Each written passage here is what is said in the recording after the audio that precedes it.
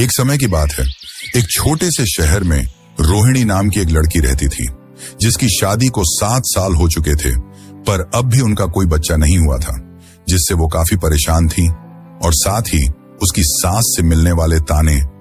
दरअसल रोहिणी की शादी के कुछ ही महीनों बाद उसके पति की नौकरी चली गई और साथ ही उसके ससुर भी ज्यादातर समय बीमार रहने लगे। और रोहिणी की सास को लगता था कि जब से यह लड़की हमारे घर आई है, तब से सब अशुभ हो रहा है। अपने सास से मिलने वाले रोजाना तानों और संतानहीनता से रोहिणी काफी परेशान थी और ज्यादातर समय दुखी रहती थी। तभी एक दिन अचानक उनके घर एक साधु आए। उन्होंने रोहिणी को सुझाव दिया कि एक बार वो माता रानी के दर्शन जरूर करे। शुरू में तो रोहिणी ने पैसों की कमी की वजह से इस बात पर ध्यान नहीं दिया, पर एक दिन रात को कुछ ऐसा हुआ कि रोहिणी ने मन बना लिया कि अब वह माता के दर्शन जरूर करेगी। जिसके बाद उसने अपनी शादी की कंगन को गिरवी रख पैसे जुटाए और अपने पति के साथ माता रानी के दर्शन को चल पड़ी। माता के दर्शन के बाद कुछ ऐसा हुआ जिसने रोहिणी की जिंदगी बदल दी। उसके पति को बड़ी कंपनी से जॉब ऑफर आया और साथ ही उसकी मां बनने की इच्छा भी पूरी हुई। और आखिर पूरी होती भी क्यों नहीं, आखिर एक मां का कष्ट दूसरी मां नहीं समझेगी तो और कौन समझेगा। जी हां दोस्तों, हम बात कर रहे हैं माता वैष्णो देवी की। जम्मू कश्मीर की हरी भरी पहाड़ियों के बीच बसा है माता वैष्णो देवी का मंदिर, जहां हर साल लाखों श्रद्धालु केवल माता की एक दर्शन के लिए आते हैं।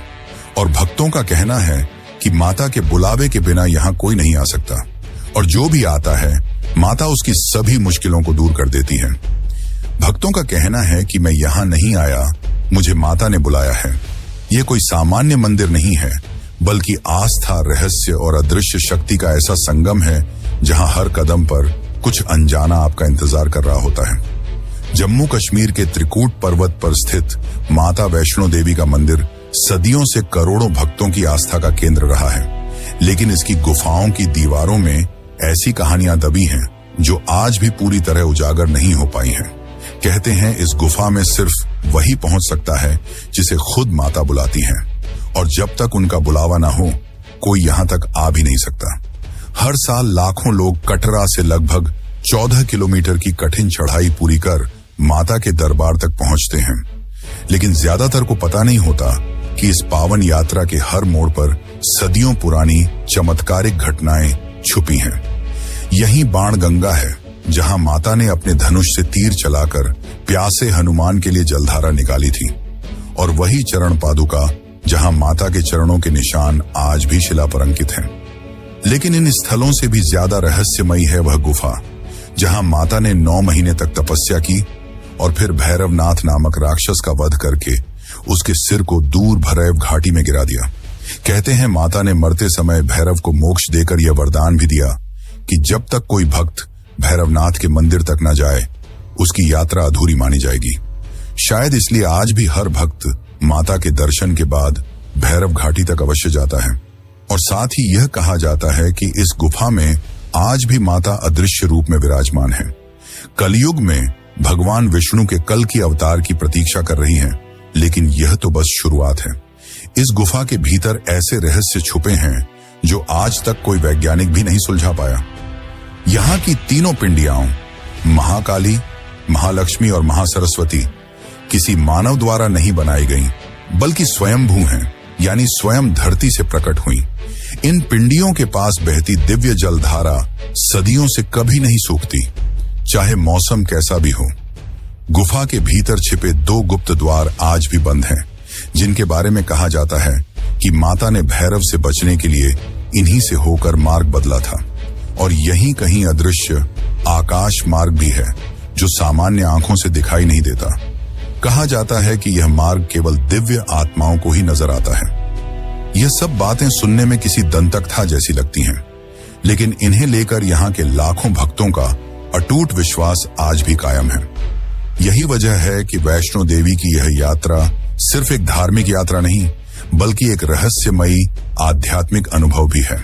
तो चलिए आज हम आपको इस अद्भुत सफर पर ले चलते हैं, और अंत में हम यह भी जानेंगे कि आप कैसे यहाँ जा सकते हैं और माता रानी के दर्शन कर सकते हैं। तो चलिए चलते इस आध्यात्मिक यात्रा पर। लेकिन उससे पहले अगर आपको वीडियो अच्छी लग रही है तो लाइक करके कमेंट में जय माता दी जरूर लिखें। त्रेता युग, जब धर्म की जड़ें डगमगाने लगी थीं, जब अधर्म की शक्तियां चारों दिशाओं से पृथ्वी को निगलने के लिए बढ़ चली थीं, उस समय धरती माता पीड़ा से व्याकुल होकर त्रिमूर्ति ब्रह्मा, विष्णु और महेश के समक्ष पहुंची। उन्होंने करुणा से कांपते स्वर में कहा, हे देवताओं, अधर्म का अंधकार मेरे आंचल में फैल गया है, कृपा कर कोई उपाय कीजिए। त्रिदेवों ने विचार किया, किंतु इस बार समाधान उनके नहीं, उनकी शक्तियों के हाथों में था। तभी ब्रह्मा की पत्नी सरस्वती, विष्णु की पत्नी लक्ष्मी और शिव की अर्धांगिनी काली, तीनों दिव्य देवियां एक साथ प्रकट हुईं और फिर तीनों देवियों ने अपनी आध्यात्मिक ऊर्जाओं को एकत्र कर एक दिव्य यज्ञ किया। उस यज्ञ से एक प्रचंड तेज पुंज निकला, इतना दीप्तमान कि उसकी आभा से दिशाएं झिलमिला उठी। उसी तेज पुंज से एक दिव्य कन्या प्रकट हुई, एक अलौकिक सौंदर्य और असाधारण तेज से चमकती। यही थी वैष्णवी। देवियों ने उस बालिका को आशीर्वाद देकर कहा, तुम्हारा जन्म पृथ्वी पर रत्नाकर सागर नामक परम भक्त दंपत्ति के घर होगा। तुम्हारा उद्देश्य होगा धर्म की स्थापना, पीड़ितों की रक्षा और मानवता को मोक्ष का मार्ग दिखाना। कुछ समय पश्चात दक्षिण भारत के रत्नाकर सागर के घर एक दिव्य ज्योति समान कन्या का जन्म हुआ, माता वैष्णवी। जन्म के क्षण से ही उनका व्यक्तित्व असाधारण था। वैष्णवी बचपन से ही अन्य बच्चों से भिन्न थी। जहां अन्य बालिकाएं खेलों में मग्न रहती, वहीं वैष्णवी शांत वन प्रांतरों में ध्यान मग्न बैठ जाती। वे छोटी आयु में ही वेदों और शास्त्रों का ज्ञान समझने लगी। उन्होंने सांसारिक जीवन की चकाचौंध को कभी महत्व नहीं दिया। उनका मन केवल भक्ति, ध्यान और सेवा में रमा रहता था। वे कई बार ऊंचे पर्वतों पर जाकर एकांत में बैठ जाती और तपस्या करती। उनके भीतर इतनी प्रबल आत्मिक ऊर्जा थी कि वन के हिंसक पशु भी उनके समीप आकर शांत हो जाते। यह दृश्य देखकर गांव वाले उन्हें देवी कन्या कहकर पुकारने लगे। जैसे जैसे वैष्णवी बड़ी हुई, उनका तप और साधना और भी गहरा होता गया। वे भोजन बहुत कम लेती, अधिकतर समय मौन व्रत रखती और ध्यान में लीन रहती। 9 वर्ष की आयु में उन्हें झात हुआ कि भगवान विष्णु श्री राम के रूप में पृथ्वी पर अवतरित हो चुके हैं। उस क्षण उन्होंने मन ही मन एक संकल्प लिया, मैं इस जन्म में किसी भी अन्य पुरुष से विवाह नहीं करूंगी। यदि विवाह करना है तो केवल भगवान श्री राम से ही। इसी संकल्प ने उनके जीवन की दिशा बदल दी। वे दिन रात भगवान राम का ध्यान करती रहीं। उनका मन सांसारिक मोह से और भी दूर होता गया।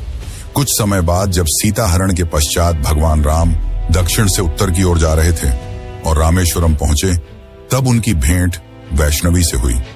वैष्णवी ने उनके चरणों में गिरकर कहा, प्रभु, मैं आपको अपना पति रूप में प्राप्त करना चाहती हूं। भगवान राम ने करुणा से मुस्कुराते हुए कहा, वैष्णवी, इस जन्म में मैंने एक पत्नी व्रत लिया है और मैं केवल सीता के प्रति समर्पित हूं, परंतु तुम्हारी भक्ति और प्रेम से मैं प्रसन्न हूं। मैं तुम्हें यह आशीर्वाद देता हूं, कलयुग में जब मैं विष्णु का अंतिम अवतार लेकर पृथ्वी पर आऊंगा, तब तुमसे मिलन करूंगा। भगवान राम ने जाते जाते हनुमान जी को भी आदेश दिया कि वे कलयुग तक माता की सेवा और रक्षा करेंगे। इस प्रकार वैष्णवी ने सांसारिक जीवन को त्याग दिया और उत्तर दिशा की ओर निकल पड़ी। उन्होंने जंगलों, नदियों और पर्वतों को पार करते हुए त्रिकूट पर्वत की तलहटी में अपना आश्रम बनाया और ध्यान में लीन हो गई। उनके भीतर से निकलती दिव्य आभा धीरे धीरे दूर दूर तक फैलने लगी। गांव गांव से लोग उनके दर्शन करने आने लगे। किसी को संतान की प्राप्ति हुई, किसी का असाध्य रोग मिट गया और किसी को जीवन में नई दिशा मिल गई। लोग कहने लगे, यह कोई साधारण कन्या नहीं, शक्ति का स्वरूप है। इसी क्षण से वे माता वैष्णो देवी कहलाने लगी। त्रिकूट पर्वत की तलहटी में बसा एक छोटा सा गांव हंसली, यहीं रहते थे श्रीधर, एक गरीब ब्राह्मण। उनका जीवन श्रद्धा से भरा हुआ था। रोज वे अपने कच्चे से झोपड़े में भगवान की पूजा करते, गांव के बच्चों को संस्कृत पढ़ाते और जो कुछ भी थोड़ा बहुत अनाज मिलता उसी से गुजारा कर लेते। परंतु एक चीज की कमी उन्हें हमेशा सालती थी, संतान की। हर रोज वे अपने इष्ट देव से यही प्रार्थना करते कि उन्हें एक संतान का सुख मिल जाए। एक दिन उन्होंने मन में ठान लिया कि वे गांव भर के लोगों के लिए भंडारा करेंगे।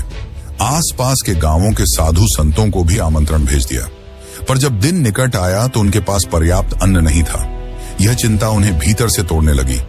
भंडारे वाले दिन जैसे ही दोपहर हुई, साधु संत गांव वाले सब आने लगे। श्रीधर मन ही मन रो रहे थे। तभी एक चमत्कार हुआ। भीड़ में एक नन्ही कन्या आई, लगभग 9-10 वर्ष की। उसके चेहरे पर अद्भुत तेज था, आंखों में करुणा और होठों पर हल्की मुस्कान। वह शांतिपूर्वक रसोई में चली गई और देखते ही देखते जैसे कोई अदृश्य शक्ति उसके हाथों को चला रही हो, वह सबके लिए स्वादिष्ट भोजन परोसने लगी। चावल, दाल, सब्जी, हलवा, जो किसी ने मांगा वही वहां उपस्थित हो गया। भंडारे के बाद वह कन्या अचानक भीड़ में से अदृश्य हो गई। उसी रात वह श्रीधर के स्वप्न में आई और बोली, मैं वही वैष्णवी हूँ, त्रिकूट पर्वत की गुफाओं में निवास करती हूँ। तुम मेरे इस स्थान की खोज करो। अगली सुबह श्रीधर गुफाओं की खोज में निकले और अंततः त्रिकूट पर्वत की उस पवित्र गुफा तक पहुंचे जहां आज माता वैष्णो देवी का भवन स्थित है। पर उसी समय एक और कथा आकार ले रही थी, जो इस पूरी गाथा को नया मोड़ देने वाली थी। भंडारे में शामिल साधु गोरखनाथ भी आए थे, उनके साथ उनका शिष्य भैरवनाथ भी। भैरव एक बलवान, अहंकारी और सिद्धियों के लोभी युवक थे। जब उन्होंने उस कन्या वैष्णवी को देखा तो उनके मन में मोह और अहंकार जाग उठा। उन्होंने सोचा, यह कोई साधारण कन्या नहीं, देवी स्वरूप है। यदि मैं इसे वश में कर लूं तो मुझे अद्भुत सिद्धियां प्राप्त हो सकती हैं। उन्होंने भोजन में मांस की मांग की और जब वैष्णवी ने नम्रता से कहा कि यह पवित्र ब्राह्मण का भंडारा है जहां केवल सात्विक भोजन मिलेगा, तो उनका अहंकार भड़क उठा। भोजन समाप्त होते ही भैरवनाथ ने उसका पीछा करना शुरू कर दिया। वैष्णवी ने अनेक बार उन्हें समझाया कि वे सन्यासिनी हैं, पर वे नहीं माने। जब भैरव की मर्यादा टूटी तो वैष्णवी ने वायु रूप धारण किया और त्रिकूट पर्वत की ओर उड़ चली।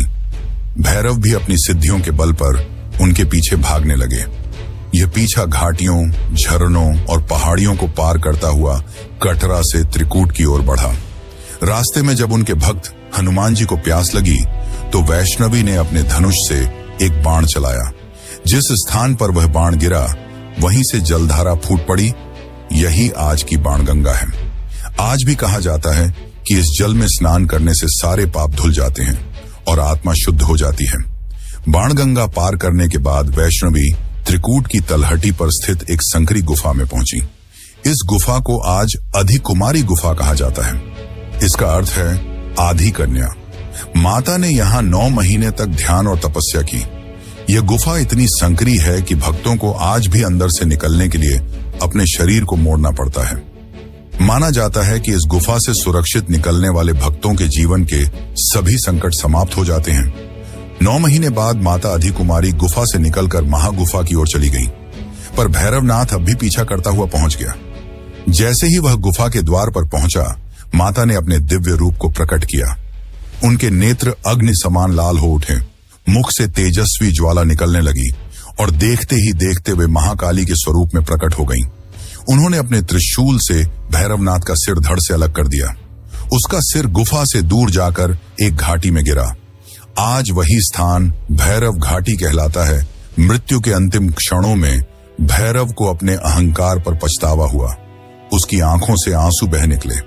उसने माता से क्षमा मांगी और कहा, हे मां, मैंने आपको परखने में भूल की, मुझे मोक्ष दीजिए। माता के करुणामयी हृदय ने उसकी प्रार्थना स्वीकार कर ली। उन्होंने कहा, भैरव, तुमने मुझे पाने की जिद में मेरा विरोध किया, पर तुम्हारा उद्देश्य केवल सिद्धि नहीं, मोक्ष की खोज भी था। मैं तुम्हें मोक्ष प्रदान करती हूँ और यह वरदान देती हूँ कि जब तक कोई भक्त मेरे दर्शन के बाद तुम्हारे मंदिर में माथा नहीं टेकेगा, उसकी यात्रा अधूरी मानी जाएगी। इसी कारण आज भी माता के भवन से दर्शन के बाद भक्त लगभग 3 किलोमीटर की ऊंचाई चढ़कर भैरव घाटी स्थित भैरवनाथ मंदिर तक अवश्य जाते हैं। यह यात्रा केवल परंपरा नहीं, माता के आदेश और करुणा का प्रतीक है, जो याद दिलाती है कि अहंकार हमें भटका सकता है, पर सच्चे पश्चाताप से मुक्ति भी मिल सकती है। त्रिकूट पर्वत की ऊंचाइयों पर बसी वह पवित्र गुफा, जहां पहुंचते ही हर भक्त का मन एक अनजानी शांति से भर उठता है। कहते हैं कि यहीं उस स्थान पर माता वैष्णो देवी ने अपना लौकिक शरीर त्याग कर दिव्य रूप धारण किया था और उसी क्षण उनकी अद्भुत शक्ति 3 प्राकृतिक स्वयंभू पिंडियों के रूप में इस गुफा में प्रकट हुई। ये पिंडियां किसी मानव हाथ से तराशी नहीं गईं, बल्कि स्वयं धरती की गोद से उभरी थी। यही कारण है कि इन्हें स्वयंभू कहा जाता है। गुफा के भीतर प्रवेश करते ही सबसे पहले बाईं ओर महाकाली की पिंडी दिखाई देती है। काली रंग की, गहनतम अंधकार जैसी। वे तमोगुण की अधिष्ठात्री हैं, विनाश की शक्ति जो हर बुराई को जड़ से मिटा देती है। बीच में महालक्ष्मी की पिंडी है, उज्ज्वल, आभामय और लालिमा लिए हुए। वे रजोगुण की प्रतिनिधि हैं, धन, वैभव और समृद्धि की देवी। और दाईं ओर महासरस्वती की पिंडी है, हल्की पीली आभा वाली, शीतल और शांत। वे सतोगुण की देवी हैं, ज्ञान, सृजन और विद्या की अधिष्ठात्री। तीनों पिंडियां किसी मूर्तिकार की रचना नहीं, बल्कि दिव्यता की जीवित प्रतीक मानी जाती हैं। कहा जाता है कि इनके दर्शन मात्र से भक्त के भीतर तीनों गुण, शक्ति, समृद्धि और ज्ञान का संतुलन जागृत हो जाता है। इन पवित्र पिंडियों तक पहुंचने का मार्ग भी अपने आप में एक तपस्या है। हर साल लाखों श्रद्धालु जम्मू से कटरा पहुंचते हैं और वहां से आरंभ करते हैं 13 से 14 किलोमीटर लंबी कठिन लेकिन रोमांचक पदयात्रा। शुरुआत होती है बाणगंगा से, वही स्थान जहां माता ने अपने धनुष से तीर चलाकर प्यासे हनुमान जी के लिए जलधारा प्रवाहित की थी।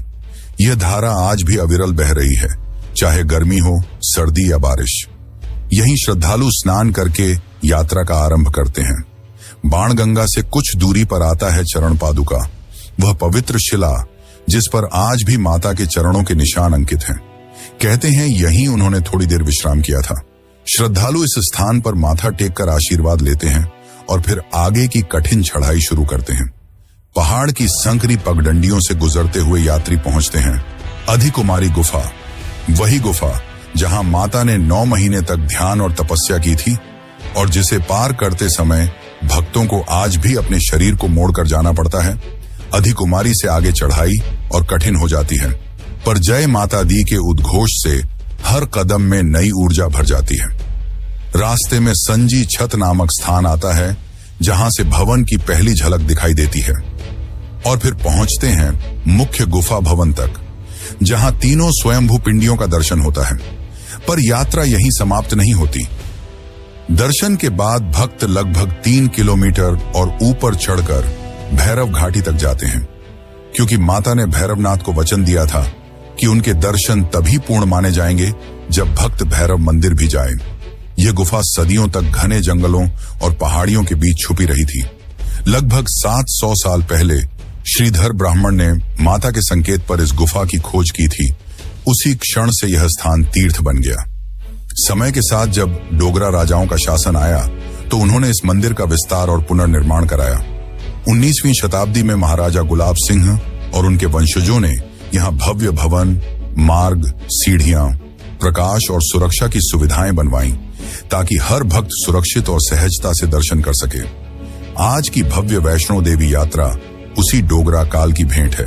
और शायद सबसे अद्भुत तथ्य यह है कि माता वैष्णो देवी का यह पावन धाम 51 शक्ति पीठों में से एक माना जाता है। पुराणों के अनुसार जब सती ने अपने पिता दक्ष के यज्ञ में आत्मदाह कर लिया तो शिव उनके शरीर को लेकर पूरे ब्रह्मांड में विचरण करने लगे। तब विष्णु ने अपने सुदर्शन चक्र से सती के शरीर को खंडित कर दिया और उनके अंग पृथ्वी पर अनेक स्थानों पर गिरे।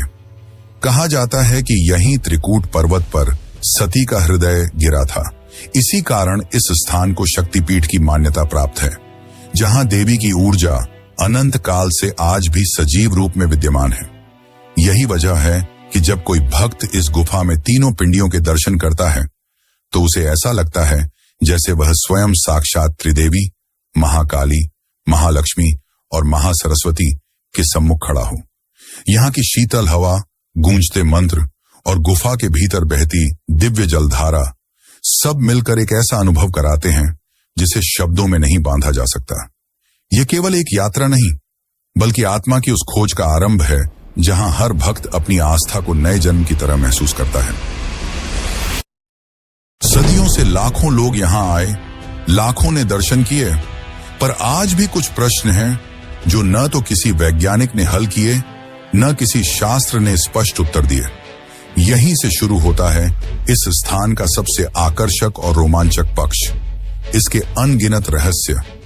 मंदिर की मुख्य गुफा में आज 3 स्वयंभू पिंडियां स्थापित हैं, पर बहुत कम लोग जानते हैं कि इसी गुफा में 2 गुप्त द्वार भी मौजूद हैं।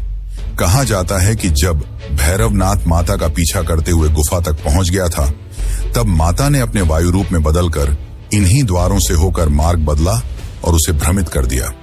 ये द्वार गुफा के पीछे की ओर हैं और आज भी पत्थरों से बंद कर दिए गए हैं। पुरोहित बताते हैं कि ये द्वार इतनी गहराई में जाते हैं कि कोई नहीं जानता वे कहां समाप्त होते हैं। कई साधु कहते हैं कि ये द्वार सीधे हिमालय की दूसरी गुफाओं से जुड़े हुए हैं, पर आज तक कोई भी इसे प्रमाणित नहीं कर सका। इसी से जुड़ा है एक और चमत्कारिक रहस्य, आकाश मार्ग। लोक कथाओं के अनुसार जब माता वायु रूप में भैरवनाथ से बच रही थी, तब उन्होंने आकाश में एक अदृश्य मार्ग बनाया था जो सामान्य आंखों से दिखाई नहीं देता। आज भी कुछ साधु संत दावा करते हैं कि कभी कभी रात्रि के समय भवन के ऊपर आकाश में एक चमकदार रेखा सी आकृति दिखाई देती है, मानो कोई अदृश्य मार्ग क्षण भर को प्रकाशित हो उठता हो। विज्ञान ने इसे भ्रम कहा, पर कई श्रद्धालु इसे माता की दिव्य उपस्थिति मानते हैं। फिर है बाणगंगा, जहां माता ने अपने धनुष से तीर चलाकर प्यासे हनुमान जी के लिए जलधारा निकाली थी। यह जलधारा सदियों से अविरल बह रही है। गर्मियों की भीषण धूप, सर्दियों की बर्फबारी और मानसून की प्रचंड वर्षा, कुछ भी इस धारा को रोक नहीं पाता। यहां तक कि गुफा के भीतर भी एक शीतल जलधारा लगातार बहती रहती है जो कभी नहीं सूखती। वैज्ञानिकों ने कई बार इस जल के स्रोत को खोजने का प्रयास किया, पर कोई भी यह नहीं बता सका कि यह जल किस पर्वतीय मार्ग से आता है। यही कारण है कि भक्त इसे किसी भूगर्भीय प्रक्रिया नहीं, बल्कि माता की कृपा मानते हैं। इसी यात्रा मार्ग पर एक और अद्भुत स्थान है, चांदनी गुफा। ये एक छोटी सी प्राकृतिक गुफा है, जहां रात होते ही बिना किसी दीपक या विद्युत प्रकाश के भीतर एक हल्की चांदनी जैसी रोशनी फैल जाती है। गुफा की ओर जाते हुए मार्ग पर नवग्रह मंदिर भी आता है। कहा जाता है कि इस स्थान पर 9 ग्रहों की शक्तियों को शांत करने के लिए विशेष मंत्रों का उच्चारण किया जाता है। अनेक श्रद्धालु पहले नवग्रह मंदिर में पूजन करके आगे बढ़ते हैं ताकि उनकी यात्रा में कोई बाधा न आए। इसके कुछ दूरी बाद एक और स्थान आता है, सती माता गुफा। मान्यता है कि जब भगवान शिव सती के शरीर को लेकर ब्रह्मांड में विचरण कर रहे थे और विष्णु ने अपने सुदर्शन चक्र से उनके अंग पृथ्वी पर गिराए, तब सती का हृदय यहीं त्रिकूट पर्वत पर गिरा था। इसीलिए इस स्थान को 51 शक्ति पीठों में गिना जाता है। इतिहासकारों और भूवैज्ञानिकों ने भी इस धाम पर कई अध्ययन किए। उन्होंने पिंडियों का परीक्षण किया, गुफा की चट्टानों की आयु मापी, जलधाराओं के स्रोत खोजने की कोशिश की, पर कोई निर्णायक उत्तर आज तक नहीं मिला। न तो कोई बता पाया कि ये तीनों पिंडियां एक ही चट्टान से किस प्रकार स्वतः उभरी, न ही यह कि इन जलधाराओं का स्रोत आखिर कहां है। यही अनुत्तरित प्रश्न इस धाम को और भी रहस्यमयी बना देते हैं। यही कारण है कि माता वैष्णो देवी की यात्रा सिर्फ एक धार्मिक अनुभव नहीं मानी जाती। तो चलिए अब हम जानते हैं कि आप कैसे यहां जा सकते हैं। हर साल लाखों लोग जब माता वैष्णो देवी का बुलावा पाते हैं, तो उनकी यात्रा शुरू होती है जम्मू जिले के एक छोटे से कस्बे कटरा से।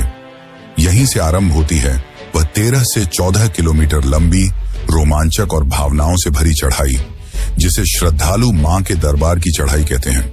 कटरा से निकलते ही पहला पड़ाव आता है बाणगंगा। यहाँ श्रद्धालु स्नान करके अपने मन और शरीर को शुद्ध करते हैं, क्योंकि माना जाता है कि इस जल में स्नान कर लेने से सारी नकारात्मक ऊर्जा पीछे छूट जाती है। बाणगंगा से लगभग 2.5 किलोमीटर ऊपर है चरण पादुका। यहाँ एक विशाल शिला पर माता के चरणों के निशान आज भी अंकित हैं। भक्त यहाँ माथा टेक कर आशीर्वाद लेते हैं और आगे की चढ़ाई शुरू करते हैं। इसके बाद रास्ता और कठिन होने लगता है, पर हर कदम पर गूंजता उद्घोष जय माता दी थकान को मिटा देता है। चरण पादुका से लगभग 6 किलोमीटर आगे है अधिकुमारी गुफा, वही संकरी गुफा जहां माता ने 9 महीने तक ध्यान और तपस्या की थी। आज भी भक्त इस गुफा के अंदर से होकर निकलते हैं और मान्यता है कि जो भी भक्त यहाँ से सफलतापूर्वक गुजर जाता है उसकी सभी मनोकामनाएं पूर्ण होती हैं। अंततः पहुंचते हैं मुख्य धाम भवन तक। त्रिकूट पर्वत की गोद में बसी वह दिव्य गुफा जहां माता आज भी 3 स्वयंभू पिंडियों महाकाली, महालक्ष्मी और महासरस्वती के रूप में विराजमान है। भवन के अंदर प्रवेश से पहले सुरक्षा जांच होती है और हर भक्त को यात्रा स्लिप और RFID यंत्र पहनना अनिवार्य होता है। यह आधुनिक व्यवस्था हर श्रद्धालु की लोकेशन और समय को ट्रैक करती है, जिससे भीड़ भाड़ में भी सुरक्षा बनी रहती है। आज की यात्रा अब केवल पैदल ही नहीं होती। जो लोग पूरी दूरी चल नहीं सकते उनके लिए कई विकल्प उपलब्ध हैं, जैसे घोड़े और खच्चर की सवारी, पालकी, बैटरी कारें, रोपवे और यहाँ तक कि कटरा से संजी छत तक हेलीकॉप्टर सेवा भी। हेलीकॉप्टर मात्र कुछ ही मिनटों में ऊंचाई पार कर देता है, जिससे बुजुर्ग और अस्वस्थ श्रद्धालु भी आसानी से भवन तक पहुंच सकते हैं। भवन से लगभग 3 किलोमीटर ऊपर स्थित भैरव घाटी तक पहुंचने के लिए श्रद्धालु या तो पैदल चढ़ते हैं या नए बने रोपवे से कुछ ही मिनटों में ऊपर पहुंच जाते हैं। मां वैष्णो देवी का दरबार केवल एक धार्मिक स्थल नहीं, बल्कि पर्वों और उत्सवों का भी केंद्र है। नवरात्र के 9 दिनों में यहाँ पूरे पर्वत को रोशनी से सजाया जाता है, भव्य झांकियां निकाली जाती हैं और दिन रात भजन कीर्तन चलता रहता है। रामनवमी, दीपावली और महाशिवरात्रि के अवसर पर भी यहाँ विशेष पूजन, रात्रि जागरण और मंत्रोच्चार के आयोजन होते हैं, जिनमें देश विदेश से लाखों श्रद्धालु सम्मिलित होते हैं। जब कोई श्रद्धालु माता वैष्णो देवी की कठिन चढ़ाई पूरी कर गुफा में 3 पिंडियों के दर्शन करता है, तो वह केवल एक मंदिर नहीं देखता, वह एक अदृश्य शक्ति को महसूस करता है जो उसके मन, शरीर और आत्मा को छू जाती है। यहाँ आने वाला हर यात्री अपने भीतर एक नया विश्वास लेकर लौटता है कि चाहे जीवन में कितनी भी अंधकार हो, एक दिव्य ज्योति हमेशा उसका मार्ग आलोकित करती रहेगी। यही ज्योति है माता वैष्णो देवी की करुणा, जो हर युग, हर काल में अपने भक्तों की रक्षा करती आ